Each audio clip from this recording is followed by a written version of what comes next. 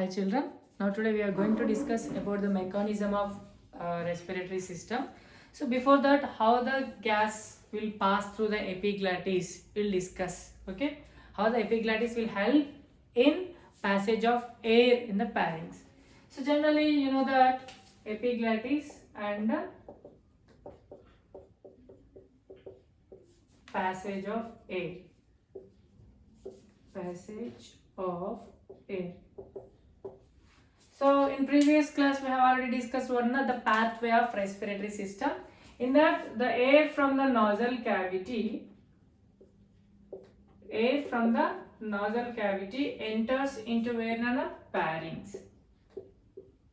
So pharynx is one a junction box for food pipe and windpipe. Here a tricky problem that air will face. Why? Because the pharynx is a tube-like structure. So at the end of this tube, generally the food pipe and windpipe contains one opening only one opening, but finally they divide into two separate taps or separate tubes. At the end of the pharynx, that food pipe and windpipe opens with a common entrance, but while ending, so they are separated into two separate tubes. Here one muscular flap-like structure we can see in a pharynx, Nana. One muscular flap-like structure. We see that is called what, Nana? Epiglottis. That is called epiglottis. So what it will do? Simply, Nana, it can work like a traffic constable. Nana. It controls the traffic of the food and air. When we breathe in air, the air should go into the windpipe. The air should go into the windpipe. When we swallow the food should go into the food pipe. So this is very important. The food should go into the food pipe and the air should or wind should go into the windpipe. Okay, and most important thing, Nana, the food should not enter into the windpipe. If the food enters into the windpipe, it leads to choking. Finally, it leads to the death of a person. That's why simply this epiglottis, a flap-like structure, whenever we are breathing in, it opens the windpipe way and allows the air to go into the lungs. Whenever we are chewing something or swallowing something, so this flap-like structure, epiglottis, closes its way of windpipe and allows the food to go into the food pipe. Means it controls the traffic of wind and food simply.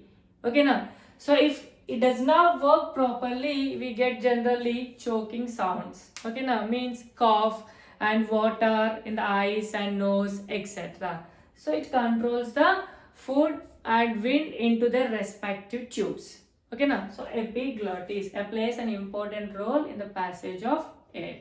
Okay, now we'll discuss what, Nana, the mechanism of respiration. So before that, we can feel the work of epiglottis by doing a simple activity, Nana. So by simple activity, we can feel what, Nana, the functioning of epiglottis. Keep your right palm in front of your nose. Yes, and keep on breathing in and breathe out continuously very slowly for 1 to 2 minutes. Palm or finger. So you can notice that air breathing out is touching to your hand. So slowly or gradually you can breathe in, breathe out for 1 to 2 minutes. Then while doing this activity, don't remove the hand and take one piece of apple and chew it in your mouth. And while swallowing the food material or while swallowing the apple, keep your another hand on your throat. Okay. Now while swallowing, observe what happens to the nose. Means what happens to this breathing in process. So simply while we are swallowing, for a few seconds we stop breathing in. Why? Because that time while we are swallowing the food material, that flap-like structure epiglottis closes the windpipe. That's why our parents suggest us not to speak while we are eating something. Why? Because while we are speaking, epiglottis opens its windpipe to pass out the air. If we swallow the same time, the food will enter into a windpipe and we get choking. Okay. Now the mechanism of respiration. mechanism of respiratory system. So what is mean by respiration? Breathing in, also called as what, Nana? Inhalation. That is called breathing in. And what is breathing out? Exhalation. Exhalation is also called as breathing out. Breathing in and breathing out. So this is also called as inspiration, and breathing out is also called as expiration. Okay, so what happens? Can we able to see the functioning of our lungs? No, but we can feel it. How? Simply, please stand in front of the mirror and keep your two hands on the chest and breathe in slowly and breathe out. So when we are breathing in, our lungs or chest cavity expands, breathing in, and when we breathe out, our lungs or chest cavity comes to its normal position. So this is the power of our lungs, we can feel it. Okay, but how the lungs can inhale the air and exhale the air? Lungs alone cannot draw the air inside and push the air outside. So many other organs will help in the inhalation and exhalation process. So what are that? The first one is what, Nana? Chest wall. Chest wall, and the second part is what, Nana? A rubber sheet like structure is present in the chest wall, that is called what, Nana? Diaphragm. What is that called? Diaphragm. So chest wall is made up of what, Nana? A rib cage.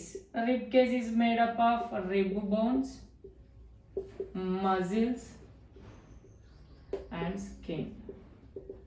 So if rib cage is made up of so many rib bones, they are attached to the spinal cord in a certain angle. If you keep your finger on the rib bones and any one of the rib bone, if you follow the rib bone, it will attach to the spinal cord. So chest wall is made up of rib bones and muscles and skin and diaphragm. It's a sheet like structure. If you assume the chest wall is a room like structure, so this diaphragm is like a floor. Diaphragm is like a floor. If, for example, let's see by drawing the diagram of lungs. To understand the mechanism, I am drawing the diagram of the lungs here.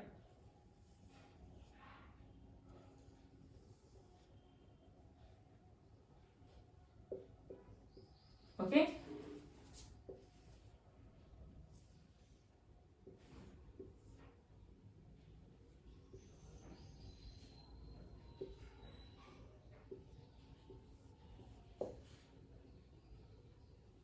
So lungs protected with what, Nana? Chest wall, rib cage.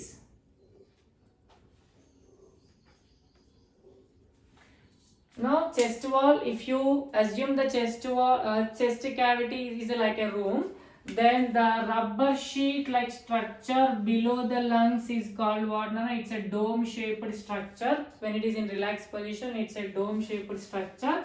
It is function like a floor, so that is called a diaphragm. So these are lungs, a rib cage, okay, trachea, okay, bronchi, bronchus, etc. Now let's see how the lungs can draw the air inside first and how they exhale the air outside. So whenever we are in the relaxed position, diaphragm is in the dome shape, means it's a convex side towards the chest cavity, and rib cage and chest muscles are in the relaxed position. Okay, so whenever we are breathing in, the chest wall along with the muscles and rib cage or rib bones expand outwards. When we are breathing in, what happens now? The chest wall and the rib cage and muscles can move outwards or upwards, So what happens now, inside the chest cavity, the chest wall size or the chest cavity size increases. Chest cavity size increases. At the same time, diaphragm contracts. Diaphragm contracts. So the convex side of the diaphragm comes to flat position. So what happens now here? The chest wall muscles or the rib cage expanded outwards and diaphragm moved downwards. So the chest cavity size increases and the pressure in the lungs decreases. Cavity increases and pressure what nana? Pressure in lungs decreases. Pressure in the lungs decrease. So immediately the air moves from high pressure to low pressure, means from external environment to the lungs. So lungs filled with the air. Okay now. So that is called what nana? Inspiration. Now in the expiration process, the chest wall and the rib cage comes to its normal position. Rib cage comes to its normal position and diaphragm also relax and it will goes to its normal position like a dome shape. It goes to the dome shape. So immediately the pressure reverse. Here reverse. The pressure in the chest cavity increases. Okay now, and the pressure in the chest cavity increases and the size decreases. So immediately the air is pushed out of the lungs. Now pressure inside the lungs increases, cavity decreases. So immediately the air is rushed out of the lungs. Okay now, in this way diaphragm and chest wall plays an important role in the inhalation and exhalation process. Okay, so it is separated male and female. Okay now, so in the in male rib cages plays an important role in the inhalation and exhalation. In the female, diaphragm plays an important role. Okay, now if you observe our lungs, they are located where nana? In the rib cage, protected by the rib cage. And if you observe our left and right lungs, so left lung is little bit smaller size. Why? Because left side we have what nana? Heart. To locate the place for heart, left lung is little bit smaller than the right lung. Okay, and left lung is divided into, for example, if it is a left side, left lung is divided into two chambers. Right lung is divided into three chambers. 1, 2, 3. Okay, and it is also protected with what? An extra layer that is called, means lungs are protected or covered by two membranous structure that is called what? Pleura. So pleura is filled with one fluid nana. This fluid protects the lungs from external shocks and jets. Okay now, lungs are located in our chest cavity. Okay now, and two lungs are not in same size. Left lung is little bit smaller than the right lung, and right lung is divided into three parts. Left lung is divided into two parts. Okay, and it contains so many foldings, and each folding contains numerous number of air-like structures. Why the left lung is smaller in size?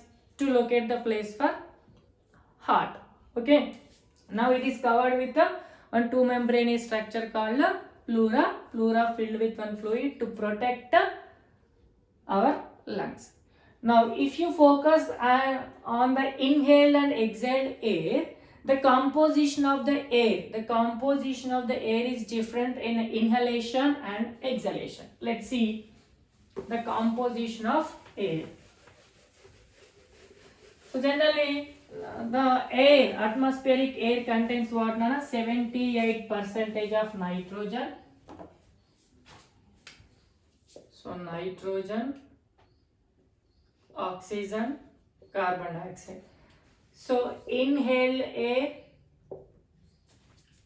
exhaled air.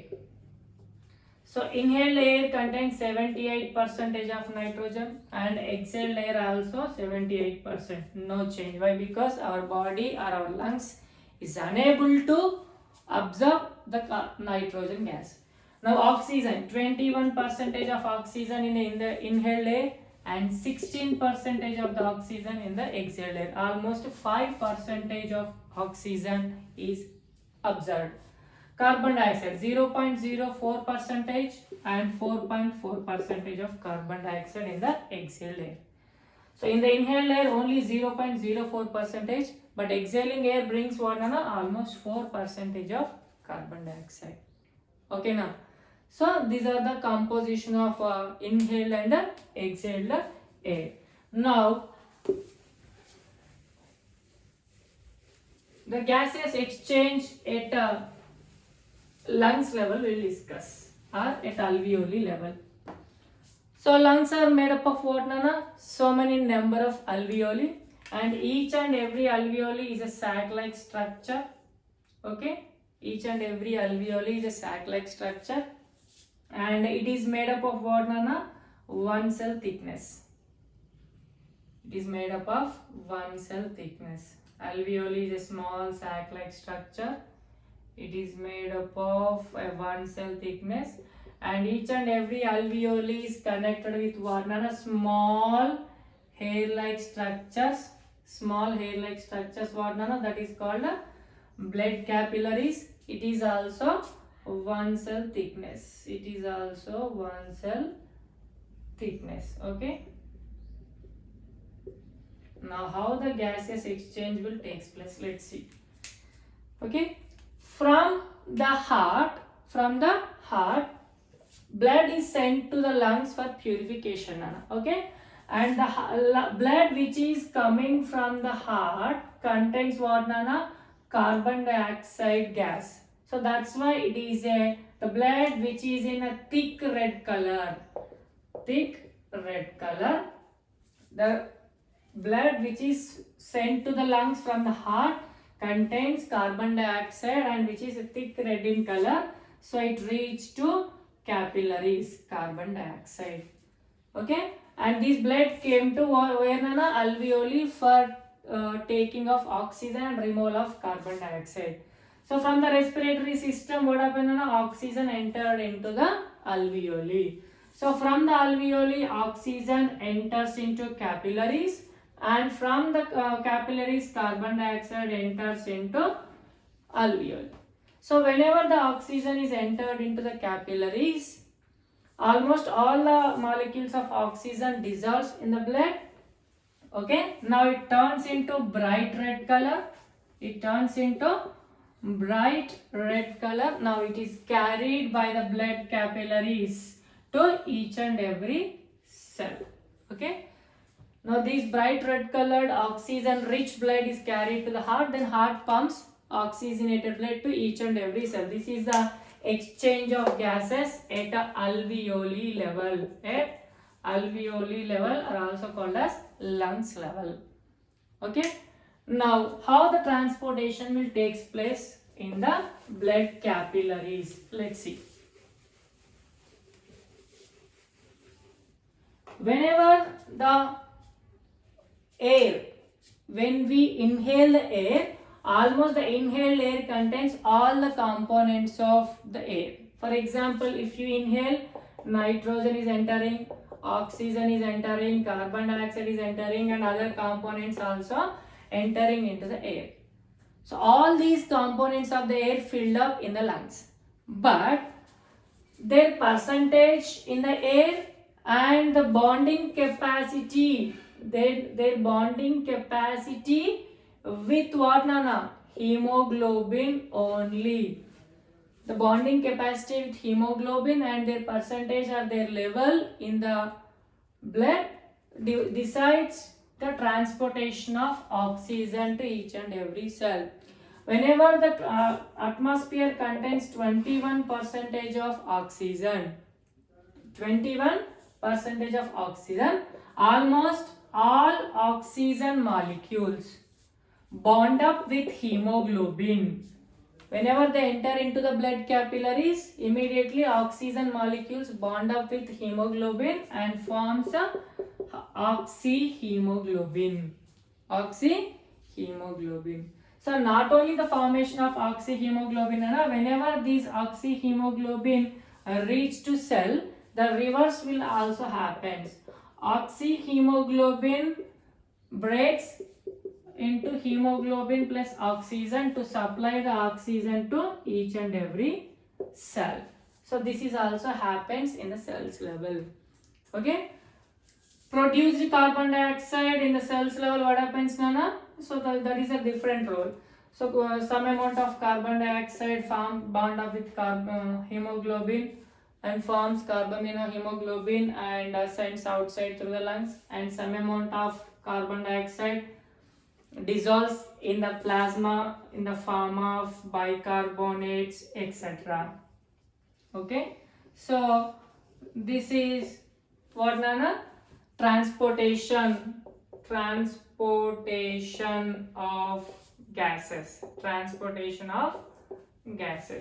Now next, gaseous exchange at a tissue level. Gaseous exchange at tissues level.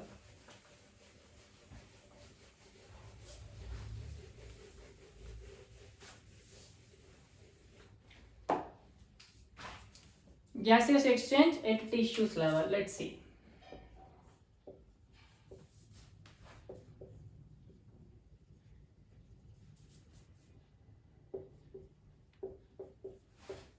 Here the air will face a different problem at tissues level.